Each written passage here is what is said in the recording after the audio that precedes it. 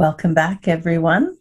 We are ready for our second session of the day with Erica Smith. Erica is an award-winning sexuality educator and consultant with over 20 years of experience. She's provided comprehensive sex education and advocacy to young women and LGBTQ plus youth in Philadelphia's juvenile justice system. She's worked in abortion care and supported HIV positive and transgender adolescents and their families.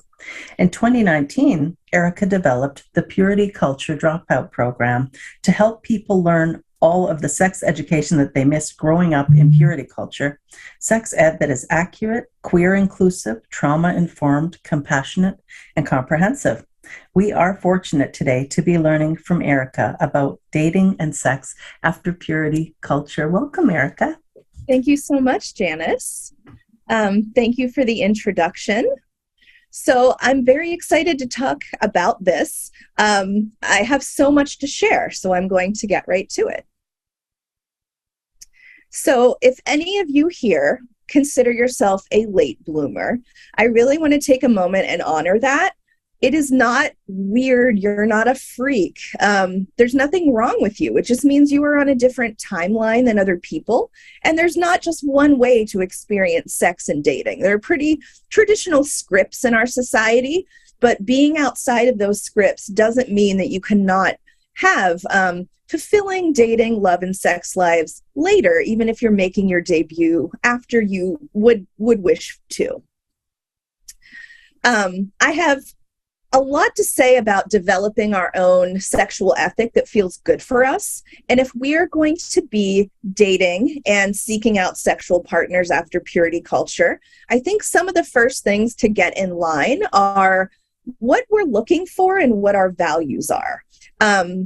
I know, you were given a set of values and told that these are the values, everyone has to abide by them. And if you're here, chances are you have already rejected those values. But I believe it's very important to decide intentionally how you want to live and what's important to you. So some of the questions that I suggest folks ask themselves are, when do I think it's okay for people to have sex? Meaning, when they're dating casually, only when they're married, if they're making a commitment. Do I only want to have sex with a partner I love or in a committed relationship? How do I feel about more casual sex for myself? What qualities do I value in a partner? And what does having sex and or dating mean to me? And I'm pretty sure, Janice, will folks have access to these after so they can look at these questions? Okay, great. Because there's a lot of things that I feel like will be valuable for folks to look at after.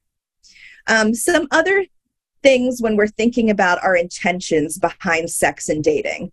What do we want from dating? We're going to talk for a minute, in a minute, about how in purity culture, you're looking for a husband or wife all the time, and how there are other ways to date that don't involve just looking for the husband or the wife. So think, what do I want from this? What am I looking for in a partner? What would I absolutely not put up with?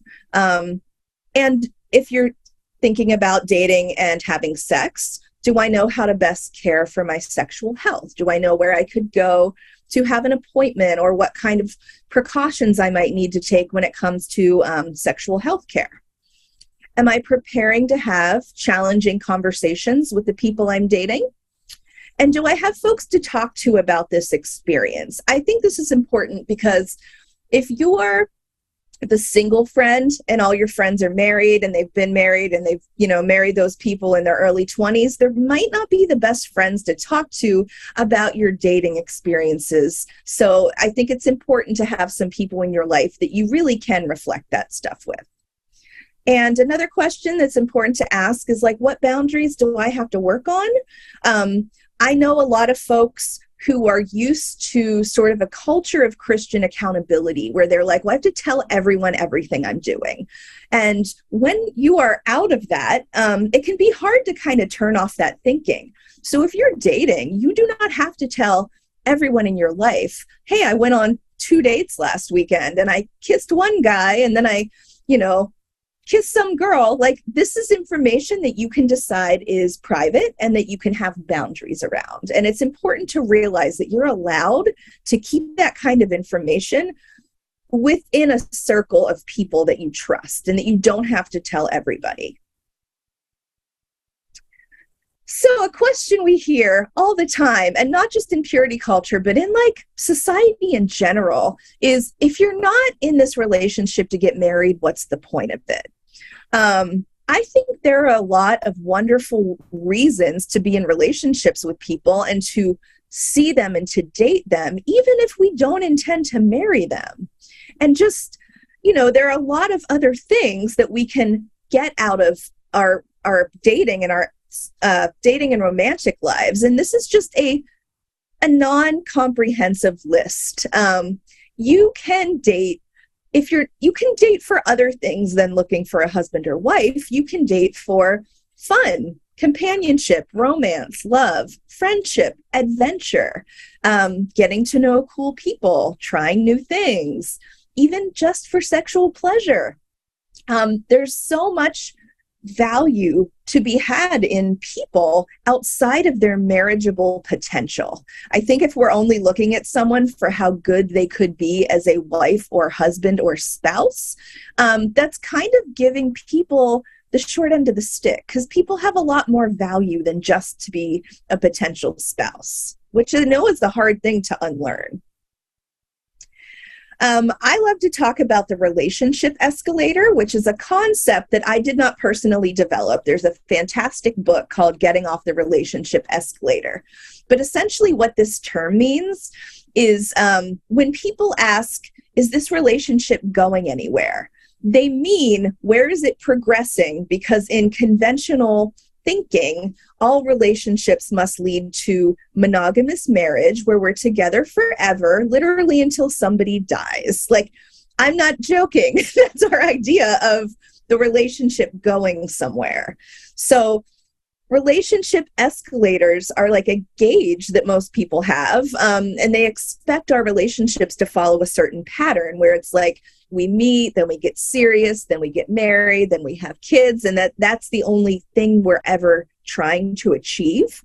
But there are other ways to be in relationships with people that don't involve climbing this escalator. I know I have so much to say, so I'm going to keep going. Yes, there are risks to date and have sex. And this is a thing that a lot of folks who don't have a lot of experience are often like, oh, I'm so afraid of getting hurt. I'm so afraid of having my heart broken or bruised, or, I'm very afraid of an STI, or I'm really afraid that people are going to judge me. And there are a lot of other fears you could have about dating and sex, but I think most of them tend to fall into these categories. But the thing is, and the thing that I think is so important to remember, is that you can ride the relationship escalator and still, that doesn't guarantee you're not going to get your heart broken. Your spouse can break your heart. Your spouse can cause you pain, unwanted sexual health outcomes. You can still experience judgment from your community. So having a traditional relationship structure where you're getting married doesn't guarantee that you're not going to experience any kind of pain. So think of that when you're like, oh, I'm afraid to get myself out there and to date. There's always going to be the inherent risk of getting our feelings hurt, of having some discomfort, but that's part of what it's all about. That's unavoidable. And when it comes to dating in a more casual way, say that you're not just looking for a husband, wife, spouse, you're like, I really want to just enjoy people and I really want to spend time with people. There's actually nothing casual about approaching our relationships with thoughtful intention. So even if we decide, I like this person, I want to see them maybe once a week, and I do enjoy having sex with them, but I don't want them to be my serious significant other, there's nothing casual about that thoughtful intention if both people are on the same page and communicating about it. And I think that people approach the relationship escalator model with hardly any thoughtful intention, because it's the path that we were all given. It's the blueprint we have in our society. And the purity culture one looks a little different. It's, get married very young and then have sex. But like even the pop culture relationship escalator is usually like meet, have sex, then get serious. But you don't have to follow either of those blueprints. All that matters is that you are putting your thoughtful intention into the kind of relationships you want, and that you are communicating those intentions with your partners.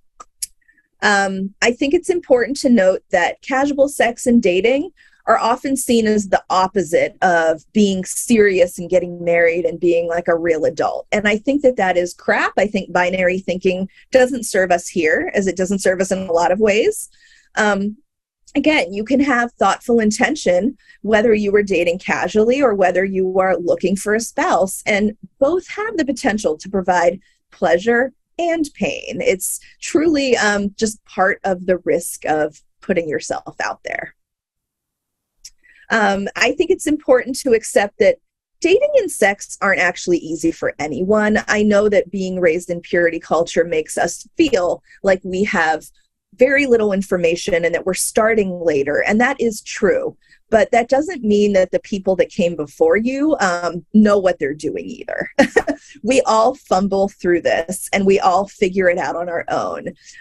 There's no way to know how things will turn out ahead of time. There's no guaranteed outcome in any kind of dating relationship. And I think it's important to have our resources in place. So certainty in our values and what we're looking for, a support network, friends we can talk to, a place we know we can go for our sexual health care, our education about sex, and an open mind about the whole experience. That's incredibly important. And that includes not being too hard on ourselves. Big thing for a lot of folks is feeling the need to apologize for your lack of sexual experience or dating experience, and thinking, I'm too old to be this experienced. I can't believe I'm just, maybe dating after my divorce, and I'm 40 and I've never really been on apps and I've only had one partner. You don't have to apologize for that. That's just your life. Like, there's nothing to be sorry about. And is it important to always share your lack of experience with a sexual partner? I think that's completely up to you. A lot of people feel the need to, maybe say, well, I've never really had sex, or I've only been with one person. If you're sharing that because you feel an intimate connection with the other person and it's important to you to share, I think that's great. But if you're sharing it because you feel guilty or ashamed or bad about it, I don't think that's a great reason to share. And I've had a lot of clients I've worked with who have had their sexual debut, their first sexual experience, and not told the other person it was their first time. And they had a wonderful time. And then they talked to the person maybe at some point after, and the partner said, I would have not known that was your first time because you were so good at communicating. Because communicating is a thing we can practice regardless of whether we're having sex. So again, please don't feel shamed for not being experienced, and don't feel that you need to confess that you're not experienced. Some ways that you might like to communicate this with partners, if you do feel nervous and want to talk about your lack of experience, here's some scripts, some handy things to say. I haven't had many partners. It's not a big deal, but I just wanted you to know. I was raised pretty religious, so I haven't dated a lot. And honestly, you're not the only person like that out there. If we think of all of the people who have been raised evangelical or in fundamentalist religions, I mean, there are a massive amount of you in the dating pool now. And I don't know if you ever come across each other, but I just want you to know that being raised pretty religious and not dating a lot isn't a rare experience. Some other things that might be helpful to say, but I'm going to move on in the interest of time. The best way to deal with awkwardness if you're in a dating situation or a sexual situation is honestly just to acknowledge it. This feels weird. I feel a little nervous. I think it's okay to say that. That's just putting it out there, and it sort of breaks that shame feeling. And there's not a perfect mood or scene for sexual experiences. I know we get this idea of like there has to be a mood and we can't ruin it, and I don't want to ruin it by saying I feel awkward. But if you can't speak up, I don't think there was much of a mood in the first place. It shouldn't be that delicate that acknowledging your awkwardness ruins the whole experience. Some other things to say. I haven't had a lot of sex in my life, so it's helpful for me if you show me what you like. I really like you, so I want you to know that I don't have a lot of experience when it comes to sex. But please try to avoid being self-deprecating, apologizing, and over-explaining. Because again, there's nothing wrong with you. You just have a different timeline. A handy script for any kind of difficult conversation that we have to have with a sexual partner. I use this when I'm telling people how to say they have an STI or that they have sexual trauma. Tell your partner, I have something to tell you and it's hard for me. I'm afraid, blank, and then fill in the blanks with your unique experience. So I'm afraid you don't want to keep seeing me, but I would really love your patience and understanding. The thing is, I'm fairly inexperienced and I grew up with a lot of religious trauma around sex. That is an easy way to say it. I mean, I know saying it's never easy, but if you want someone to tell you a script, this is a good script. It puts it out there, it doesn't over apologize, and it lets your partner know what you need from them, which is very clear communication. Talking about sexual health as a dating person can feel so uncomfortable, but I have to tell you that it is so necessary and important. Initiating this, being the person to say like, hey, I went and got tested. Have you been tested? It's the mature and cool thing to do. If you bring this conversation up and other people give you a bad reaction, to me, that is a red flag. I would not want to proceed with a partner that didn't want to talk about their sexual health or shamed you for talking about your sexual health. And you can do this kind of talking about dating and sex over text or DM. You don't have to have a face-to-face conversation because think about it. We do most of our communicating with other people digitally. So if it feels really difficult to you to say, face-to-face to a partner, let's talk about our sexual health. Do it over text, do it over DM, do it in a non-sexual context before you are even at the brink of having a sexual experience.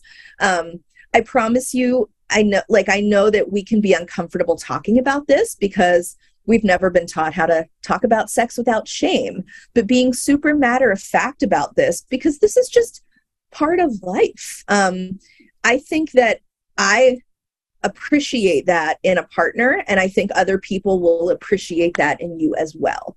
And if they don't, again, I would be a little bit wary of them.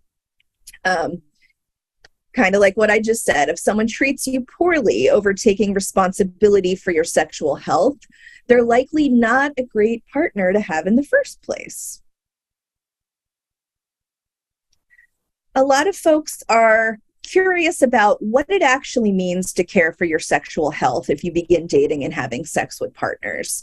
And these are just some general guidelines from the American CDC, the Center for Disease Control. And so I'm speaking from the perspective of someone who lives in the States.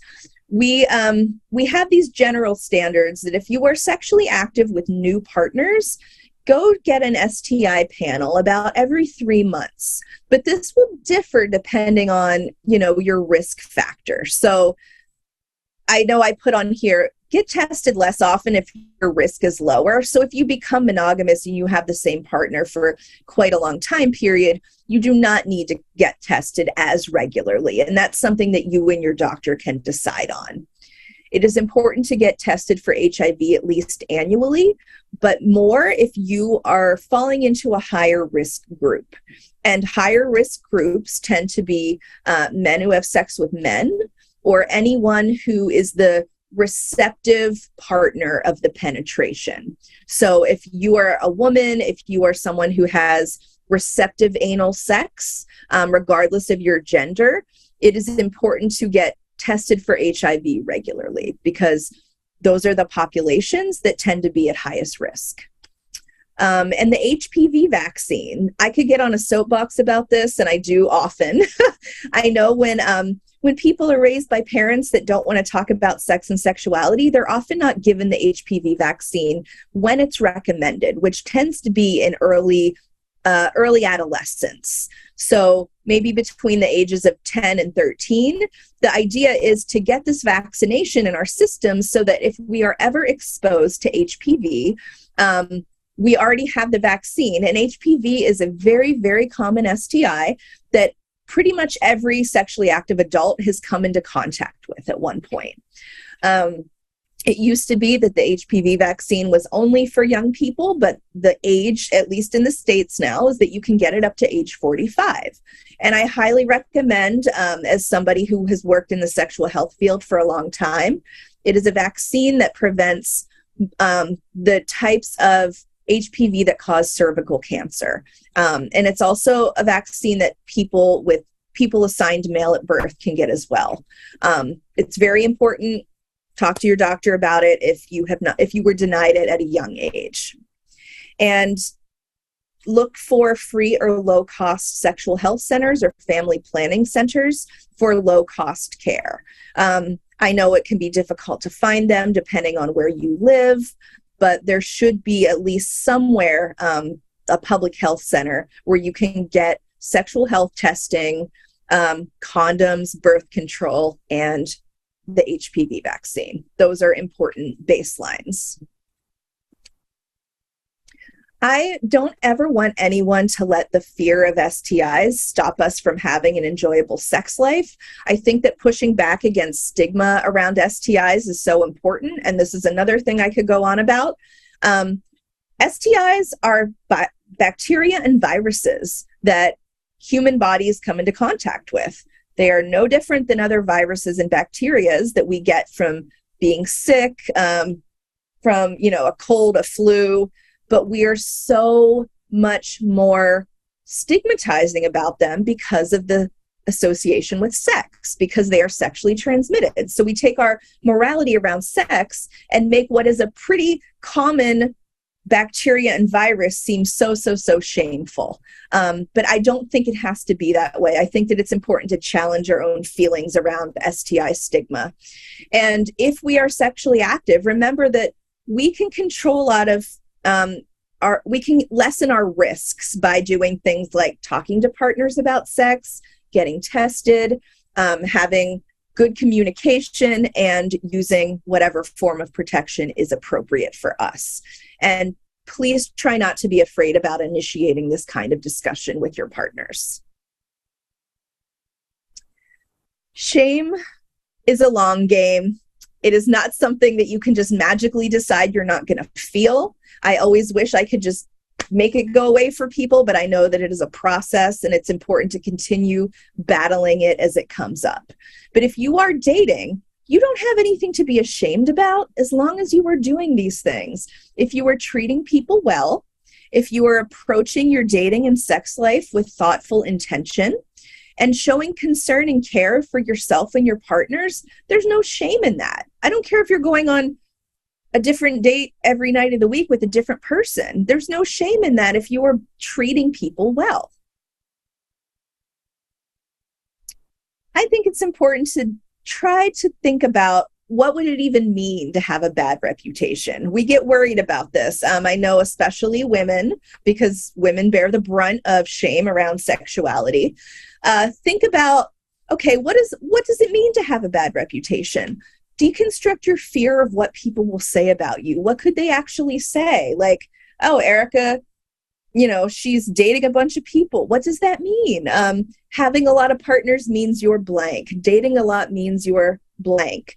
I think the more we interrogate this, the less power it has. But yeah, if you are worried about what folks are thinking or saying about you, also go back to what I said earlier, which is you don't have to tell everyone in your life about the folks that you're dating. You don't have to tell everyone you know about your sex life.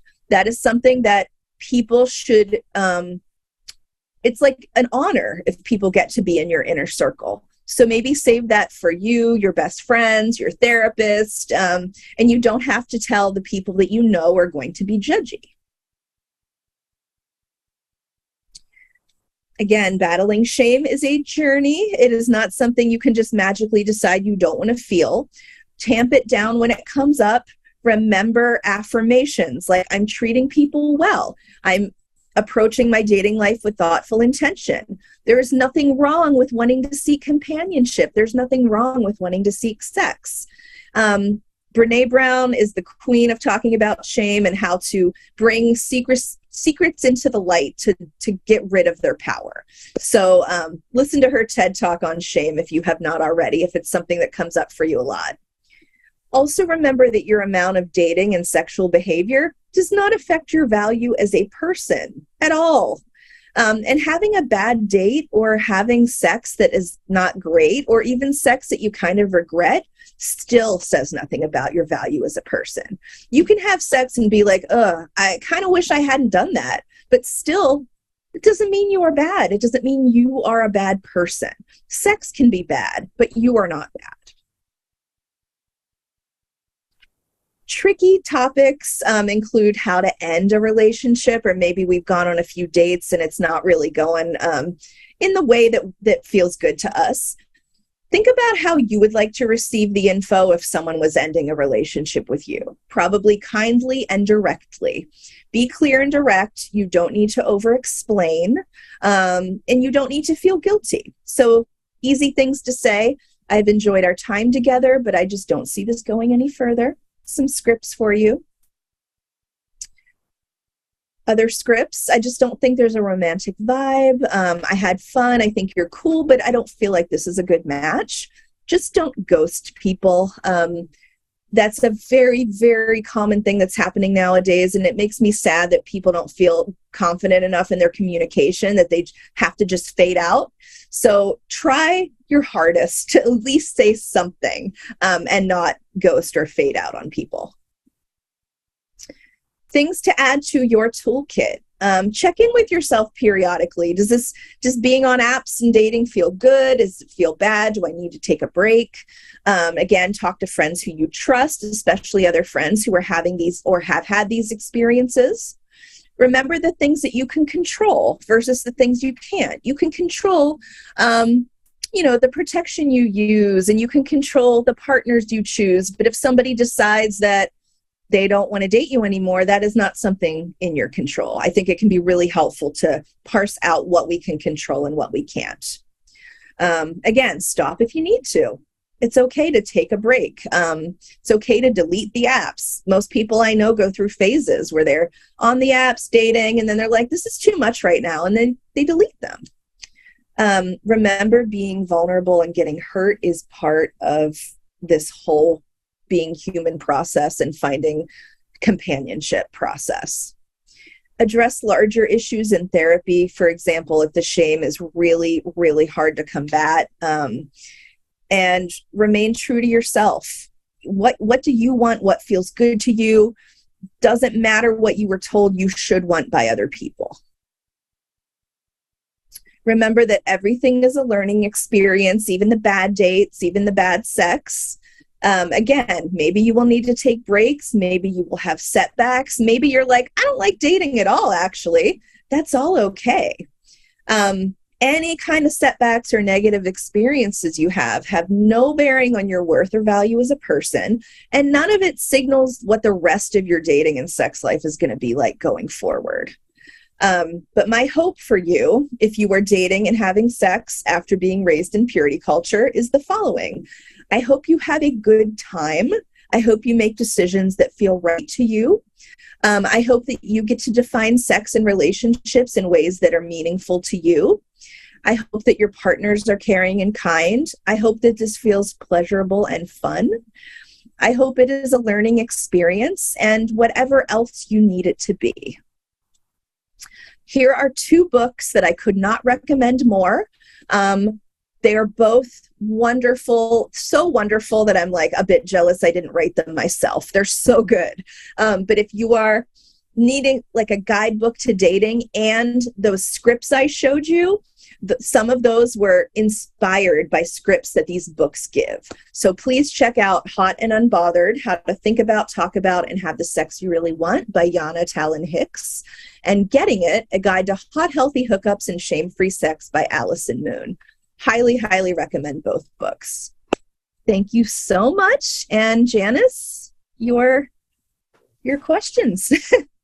Wow, this was just terrific. You just gave me the talk that I wish my mother had given to me back in the day. It was just so freeing and so reassuring to hear you say those things. And the one thing that I would add when I'm working with my clients, if they were raised in purity culture, married early, and then they want to leave the marriage or the marriage is ending, I remind them that divorce is not a failure. It's a transition. It's just a transition into the next part of our lives. And, trying to destigmatize or remove any shame around divorce. And I actually do.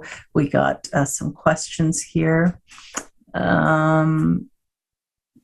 Okay. Well, one is a comment, and this person said, I've asked about sexual health 3 times. The first 2 blew up at me. The third time said that she was cool about it, but said, if I ask people that, most are just going to lie about it. Is that your experience? Do you think people do lie about it, or are they likely to tell the truth? I mean, I'm sure that there are folks who will say, oh yeah, I've been tested. Because they would rather just get the conversation over with. But having someone, I don't think across the board that is true at all. I think it's very ungenerous of people. I know a lot of folks who initiate these conversations with partners, and even sometimes they go get tested together. Sometimes they might show each other their results, that come in. And I'm very sorry that you had 2 experiences where people blew up with you, but to me, that speaks so much to the shame and stigma around sex and STIs, that those people are actually showing you that they are deeply affected by shame and stigma too. If they're freaking out on you just for asking about sexual health, that probably means that they are very uncomfortable with the idea of STIs or very uncomfortable with the whole topic. And that's wow. They really revealed something. Yes. So, yeah, I don't even think it makes them terrible people, but it's oh, look, all of us are affected by these narratives about sexual health, and we're all made to feel like it's so bad, which is just, I think the more we confidently have conversations and ask our partners, we are pushing back against that stigma. So if you're hey, I get tested. I went to Planned Parenthood. I tested negative for chlamydia and gonorrhea, negative for syphilis, negative for HIV. Then you are battling the shame by having that conversation. So think of it that way. Every time you initiate that conversation with a partner is another way to push back against the entire culture of shame. I love it. And we're absolutely taking responsibility for ourselves and showing ourselves to be adults behaving in, appropriate ways. We're caring about ourselves, caring about other people. And it's important to just be normalizing conversations about sexual health. Right. We had a question: how do anti-vaxxers deal with the HPV vaccine? Is that anything that you've encountered? I guess there's a lot of different ways to answer this question. I suppose if one is an anti-vaxxer, they just wouldn't want to get the HPV vaccine, which is, a choice that people are allowed to make. My concern is usually when an adult decides for their child that they're not allowed to have that vaccine because they don't.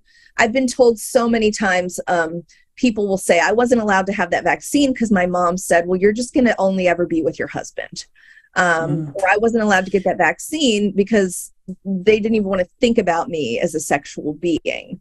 Right. So, yeah, if you are an anti-vax person, or you're dating someone who doesn't want to get the vaccine, I mean, that is just a choice you would have to make about how to proceed. And you can, HPV is a STI that is transmitted from skin to skin contact. So while condom use, if you are a partner with a penis, or having sex with a partner with a penis, condom use is helpful, but it can often not completely protect us from HPV. HPV is also something that we can get orally. So a lot of throat cancers are linked to it. Throat cancers, cancers of the tongue and mouth, anal cancers, cervix, vulva, penis, all of that stuff. So I think the vaccine is incredibly important. It's the only vaccine we have that prevents cancer. Right. But I also know that people are allowed to make their own decisions about whether it's right for them.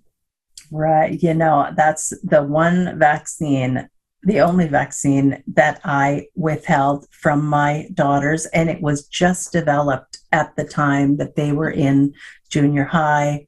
I was concerned. I'd heard, scary reports about it and stuff. And then also I was still somewhat religious and thinking, well, they're not going to be sleeping around, or I don't want them to think that it's safe for them. And so I really do regret that. And so if my daughters are watching, I certainly hope that you've taken care of this for yourself, and I'm sorry. And for adults who haven't had the vaccine, please treat yourself to it. You deserve protection. We got another question here. Sure. How do you find dates without the apps? I get no matches and they annihilate my self-esteem every time. I am trans feminine, but assigned male at birth. So I'm often expected to be the one pursuing and making moves, but I have no idea how to do that or how to find people. This is a big one. It's such a big one because in our world nowadays, in 2022, we rely on apps. And I feel like people think that unless they're on the apps, that they're not actively dating. Like there's no way to date beyond the apps. I mean, a lot of times folks make dates and connections from their own friend groups, their own social circles, the people that they're around professionally or socially for other reasons. So, a lot of people meet their partners through work or through, the circles they travel in out in the world. But that right. I just want to honor that that's so frustrating. And especially with the inclusion of the pandemic, we weren't out there, we weren't dating. We also have to take that into concern, like people's, if their COVID precautions differ from ours, it can be difficult. But I really wish I had a clear answer for you. I'm sorry that you are also expected to be the pursuer. I think that is just a ridiculous gender role thing. And I wish it didn't have to be that way for any of us. So while I don't have an answer that will solve your problems, I just really want to say I'm sorry that the apps are annihilating your self-esteem, but they aren't the whole picture of who you are as a person. Oh, beautifully said. Those responses, those are tiny fraction of people in the world. You are so much bigger than the responses you get on an app. Yes. I think you answered that so beautifully. And really the best way that we have to potentially be connecting with other people is to show up, is to put ourselves out there lots and lots. So and that even when dating isn't like the main goal. So maybe you really like Dungeons and Dragons. So you're going to show up, you're going to go to a group meetup or something for Dungeons and Dragons, and you might meet people there. Or if you love hiking or bird watching or something, just really living your life and enjoying your life to the fullest extent. And then you've got feelers out. Oh, that's an interesting person. I wonder what it would be like to get to know them. And I agree that dating apps they can just feel so kind of looks and appearance oriented.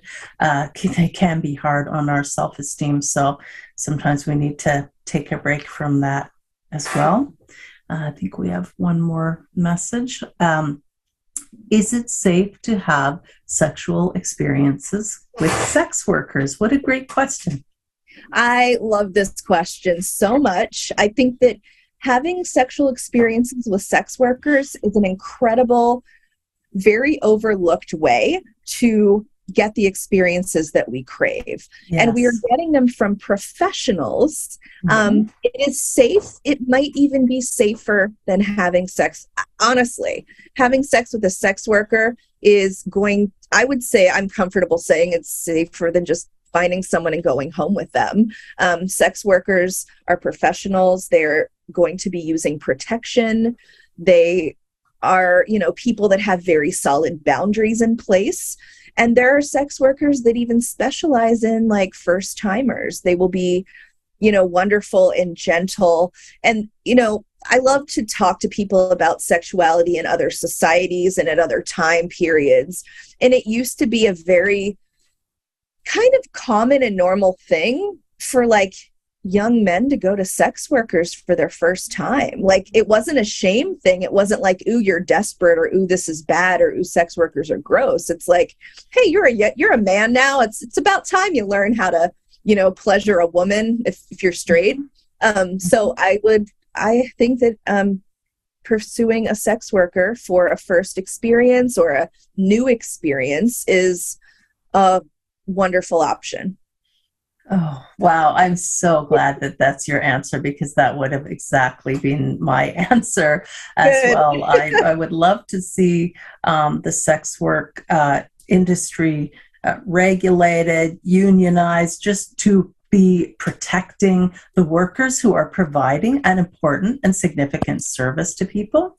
And also then that the people who avail themselves of the services would also know that they're safe. And it's just like you said, the majority of the workers, they are getting tested, they are using protection because they want to be safe as well. So I'd love to see a lot of destigmatizing around sex work as well, because it is a service that they're providing. Absolutely. We have just a couple of minutes left yet. Somebody had a question about how does this work for adolescents? So when you're speaking with adolescents, you must take a different tactic somewhat than when you're speaking with older folks, or no? Not that different, and I will tell you why. So I have worked the majority of my career with young people. I still work with young people as well. And I never, ever tell people what to do. That's the cornerstone of my belief about sex education, is that I'm here to give you all of the information and help you develop skills to think critically about what's right for you. But as for the decision making, that is you. I don't do that for other people. So when I talk to young people about sex, I never say, don't have sex. I say, my hope for you is that before you decide to have sex, that you have the following things in place. And many of them are things that I mentioned today. I wish for you to have an authentic desire to have sex. I wish for you to have a partner that you respect and who respects you, that you feel good about. I wish for you to have some knowledge of your own body. I wish for you to have already experienced self-pleasure. I wish for you to have adults you can talk to about sexual health. I wish for you to have a place you can go for more sex education, and a place you can go for things like testing and condoms and birth control. If you have those things in place, I clearly don't want the very, very young people to be having sex. But I think once you are like a middle to older teen, you can have positive experiences with those things in place. Having sex as a teen isn't the end of your life. It isn't always a terrible thing. Right. And I speak from personal experience. I decided to start having sex when I was 16 years old. I had a wonderful partner.